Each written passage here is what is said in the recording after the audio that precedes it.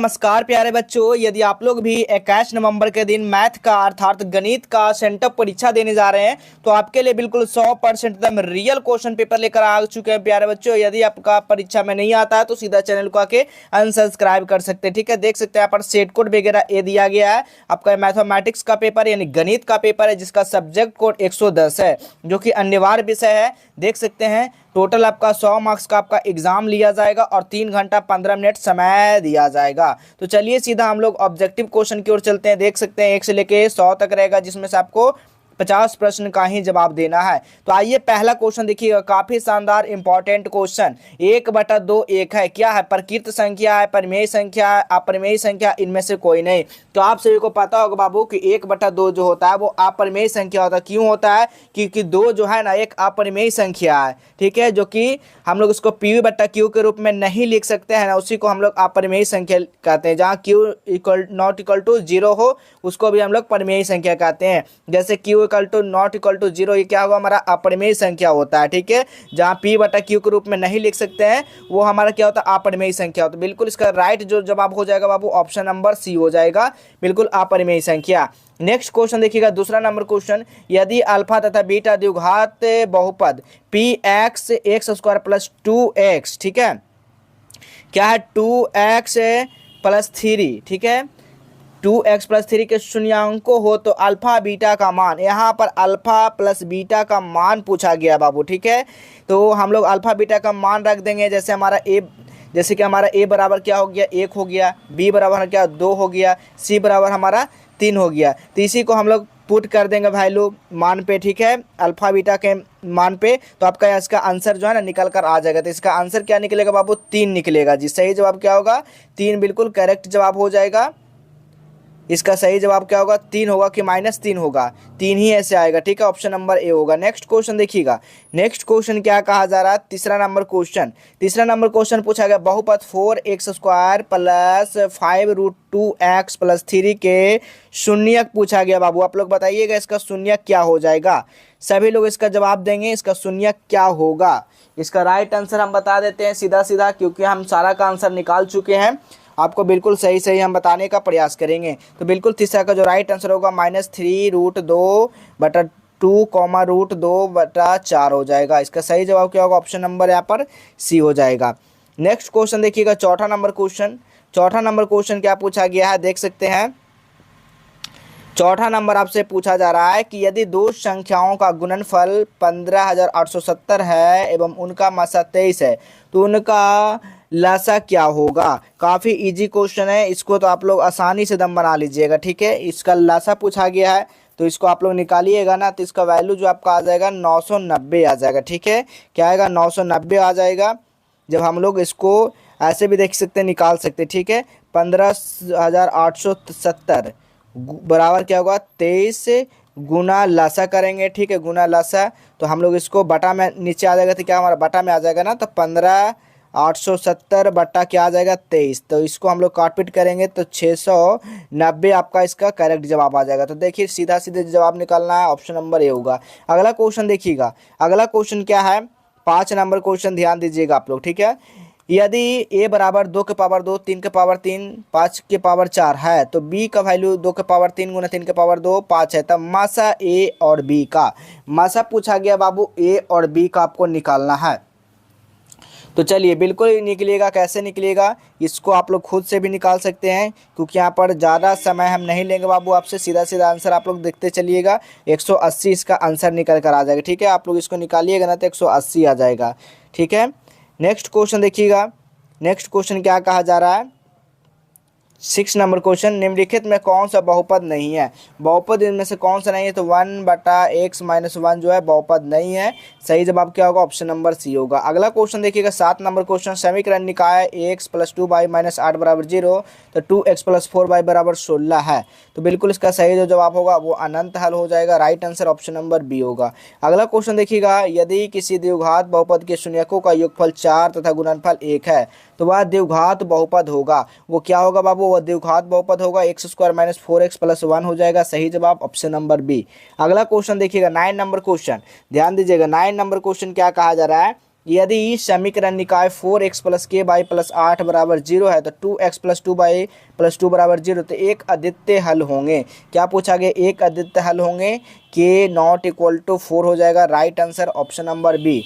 अगला क्वेश्चन देखिएगा 10 number question, निम्नलिखित में कौन द्विघात समीकरण है? बाबू बताइएगा कि जो द्विघात समीकरण है ना वो आपका हमारा क्या होगा? ऑप्शन नंबर डी हो जाएगा। 2x² माइनस 5x बराबर x माइनस 1 के होल स्क्वायर। अगला क्वेश्चन देखिएगा 11 नंबर क्वेश्चन, यदि समीकरण x² plus bx plus c बराबर 0 का मूल एक दूसरे के व्युत्क्रम हो तो बिल्कुल इसका सही बराबर c बराबर a हो जाएगा। अगला क्वेश्चन देखिएगा 12 नंबर क्वेश्चन, द्विघात समीकरण x² माइनस 6x प्लस 2 बराबर 0 का मूलों का योग क्या होगा? तो 12 का जो सही जवाब होगा ऑप्शन नंबर सी हो जाएगा। नेक्स्ट क्वेश्चन देखिएगा 13 नंबर क्वेश्चन, x बराबर 6 का आलेख कैसी सरल रेखी होगी? तो इसको आप लोग निकालिएगा ना तो बाई के अक्ष के समांतर होगा। ठीक है, ऑप्शन नंबर बी होगा। नेक्स्ट क्वेश्चन देखिएगा, निम्नलिखित में कौन सा नियामक एक्स अक्ष पर एक बिंदु है? एक्स अक्ष पर एक बिंदु है 2,0, बिल्कुल सही जवाब, ऑप्शन नंबर ए बिल्कुल राइट आंसर। नेक्स्ट क्वेश्चन देखिएगा, यदि किसी एपी का प्रथम पद ए तथा सर्वांतर डी हो तो उसका एपी का एनवा पद होगा। उसका एपी का एनवा पद क्या होगा मेरे दोस्त? तो A plus N minus 1 into D हो जाएगा। सही जवाब option number B. Next question देखिएगा, समांतर श्रेणी 10 7 4 का तीसवा पद क्या होगा? इसका तीसवा पद पूछा गया तो -77 हो जाएगा जी, ऑप्शन नंबर बी हो जाएगा। अगला क्वेश्चन देखिएगा, समांतर श्रेणी में 7 13 19 डॉट डॉट खाली सन 2000 यानी कि 205 में पदों की संख्या। इसमें समांतर श्रेणी आपको निकालना है तो इसमें पदों की जो संख्या होगा 205 कब आएगा? जब 34 इसमें और अंक आएगा तो 205 आएगा। तो बिल्कुल इसका right answer option number B होगा। नेक्स्ट क्वेश्चन देखिएगा, समांतर श्रेणी 3 5 7 9 11 का एनवा पद। इसका एनवा पद पूछा गया मेरे दोस्त, तो बिल्कुल 18 का जो राइट आंसर हो जाएगा ना वो आपका क्या होगा? n प्लस 2n प्लस 1 हो जाएगा। Right answer option number A. अगला क्वेश्चन देखिएगा, बिंदु 4,-3 की मूल बिंदु से दूरी है। मूल बिंदु से यहाँ पर दूरी पूछा गया है तो 5 मूल बिंदु से दूरी है, option number B. Next question देखिएगा, sine square 65 degree plus sine square 25 degree का मान क्या होता है? तो सभी को पता होना चाहिए, इसका भी वैल्यू 1 होता है, इसका भी वैल्यू 1 होता है। ठीक है, तो इसका करेक्ट जवाब होगा ऑप्शन नंबर ए हो जाएगा। नेक्स्ट क्वेश्चन देखिएगा, नेक्स्ट क्वेश्चन क्या है, बिंदु 3,0 एवं -5,4 मिलाने वाली रेखाखंड के मध्य बिंदु का नियामक क्या होता है? इसका नियामक जो है ना -1/1,2 हो जाएगा। Right answer option number B हो जाएगा। अगला क्वेश्चन देखिएगा 22 नंबर क्वेश्चन, बिंदु -3,5 का भुज है। भुज पूछा गया है 3,5 कौन इसमें से भुज है, कौन कोटि है? तो सभी को पता होना चाहिए कि भुज कोटि किसको कहते हैं। हम लोग भुज बोलते हैं, पहला को भुज दूसरा को कोटि। ठीक है, तो इसका राइट आंसर क्या होगा? 22 का जो होगा भुज पूछा गया तो भुज पहला को बोलते हैं, -3 हो जाएगा। कोटि पूछता 5 हो जाता है। चलिए अगला क्वेश्चन देखिएगा 23 नंबर क्वेश्चन, द्वितीय चतुर्थांश में बिंदु का नियामक होंगे। द्वितीय में देखिएगा पहला क्या होता है? प्लस प्लस, दूसरा माइनस प्लस होता है, तीसरा माइनस माइनस, चौथा माइनस प्लस। क्या पूछा गया द्वितीय में? द्वितीय में क्या है? माइनस और प्लस। देखिए माइनस प्लस कहाँ पर है? ऑप्शन नंबर बी में, तो बी बिल्कुल सही जवाब होगा। चलिए अगला क्वेश्चन देखिएगा 24 नंबर क्वेश्चन, किसी त्रिभुज के शीर्षों का नियामक 3 -3,0 5, -2 है तो -8,5 हो तो उसके केंद्रक के नियामक होंगे। केंद्रक नियामक पूछा गया तो 24 का जो सही जवाब हो जाएगा वो आपका क्या होगा? -2,1 हो जाएगा। चलिए अगला क्वेश्चन देखिएगा, त्रिभुज एबीसी में एक समकोण त्रिभुज जिसमें कोण सी बराबर 90 है तो कॉस ए प्लस बी का वैल्यू। तो 25 का जो राइट आंसर हो जाएगा ना वो आपका क्या होगा? 0 हो जाएगा। करेक्ट जवाब ऑप्शन नंबर ए होगा। नेक्स्ट क्वेश्चन देखिएगा, 28 सेंटीमीटर व्यास वाले वृत्त की परिधि क्या होगा? वृत्त का परिधि तो बिल्कुल क्या होगा आपका? 88 centimetre. Right answer option number B. अगला क्वेश्चन देखिएगा 27 नंबर क्वेश्चन, वृत्त की सबसे लंबी जीवा कहलाती है। वृत्त की जो सबसे लंबी जीवा जो कहलाती है ना वो क्या कहलाती है? व्यास कहलाती है। Right answer option number B होगा। अगला क्वेश्चन देखिएगा, tan theta into cot theta का मान क्या होता है? तो इसका वैल्यू जो होता है वो 1 होता है। नोट कर लीजिए, ऑप्शन नंबर बी। अगला क्वेश्चन देखिएगा, tan 35 बटा कॉट 55 प्लस कॉट 78 बटा tan 12 कब बराबर होगा? क्या होगा 29 का जो राइट आंसर होगा वो क्या होगा 2 हो जाएगा। सही जवाब ऑप्शन नंबर सी। अगला क्वेश्चन देखिएगा जी, अगला क्वेश्चन क्या कर रहा है 30 नंबर क्वेश्चन, यदि tan थीटा बराबर a बट्टा बी तथा cos b का वैल्यू, तो इसका वैल्यू जो आप लोग निकालिएगा तो क्या होगा under root B square minus A square बट्टा बी हो जाएगा। नेक्स्ट क्वेश्चन देखिएगा 31 नंबर क्वेश्चन, साइन थीटा 1/2 तो कॉट थीटा का वैल्यू, इसका वैल्यू आप लोग निकालिएगा तो √3 हो जाएगा। कॉट थीटा का वैल्यू क्या होगा √3। ठीक है। अगला क्वेश्चन देखिएगा 32 नंबर, √3 tan 2 थीटा बराबर 3, तो थीटा का वैल्यू, इसमें थीटा का वैल्यू आप लोग निकालिएगा तो 30 डिग्री निकलेगा। सही जवाब ऑप्शन नंबर बी। अगला क्वेश्चन है sec 90 minus theta, sec 90 minus theta क्या होता है बाबू cosec theta. Right answer option number B होगा।